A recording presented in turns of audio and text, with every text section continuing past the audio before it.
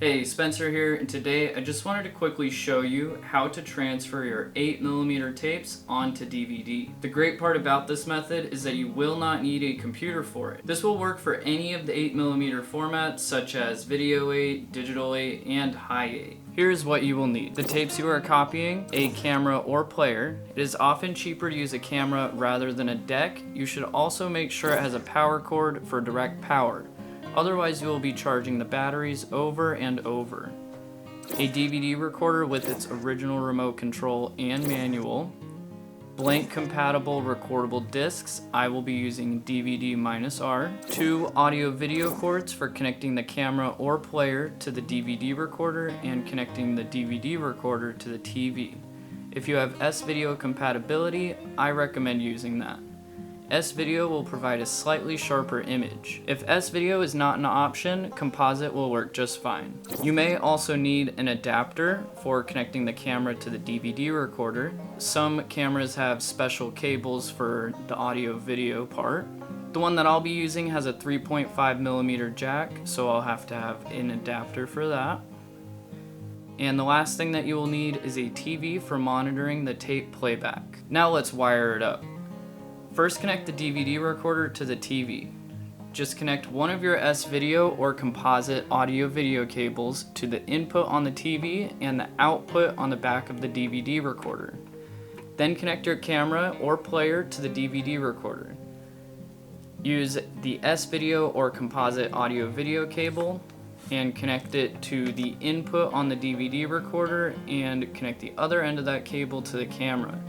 This is where you may need to use that special adapter. Now set your TV to the correct input. The input should be labeled next to where you connected the audio-video cable to the TV. Now set the DVD recorder to the correct input. This should be labeled next to where you connected the camera. Some DVD recorders have an input or source button and others have channel buttons for switching to the correct input. Next, you will insert a blank compatible DVD into the DVD recorder and the tape you are transferring into the camera or player.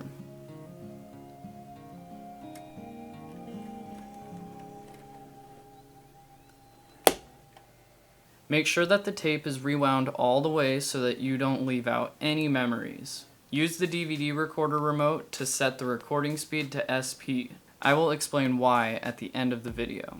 Then press play on the 8mm camera or player. Next, press record on the DVD recorder.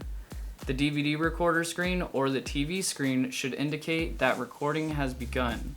The DVD will fit about 2 hours of recording on it. The recording will end when you push stop or when the disc is full. Some recorders allow you to set a timer. Once you are done recording, you will be able to review everything that you recorded. This next step is the most important step, so make sure you do it. You now need to finalize the disc. To do this, press stop on the DVD recorder remote. Then press setup. There should be an option labeled Disk Menu. Select that. Then you should see an option to finalize. Select it and begin finalization. The amount of time required for this step is 1 to 20 minutes.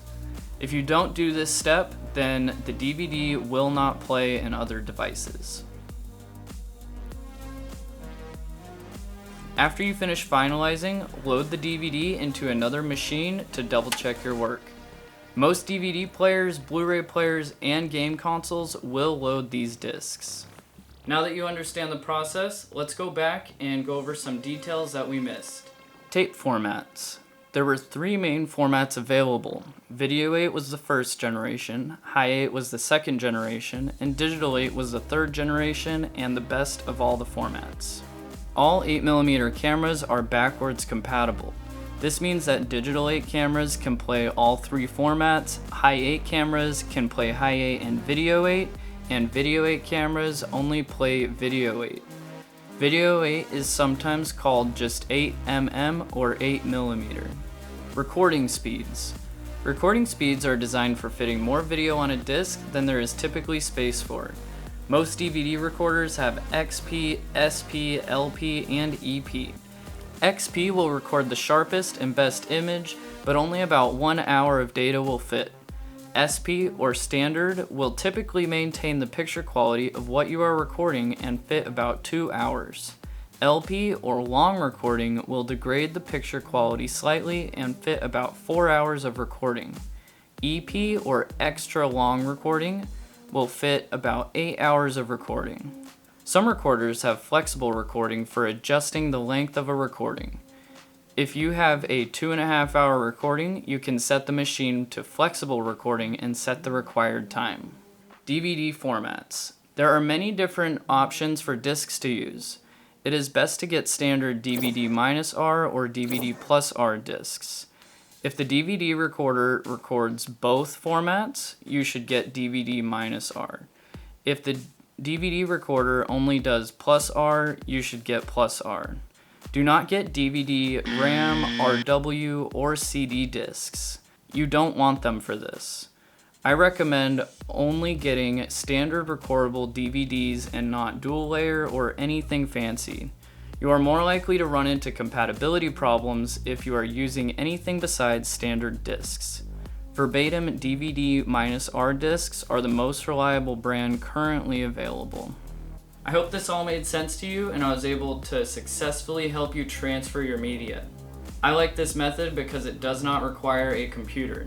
Plus you can own a physical copy that you can easily show to your friends and family.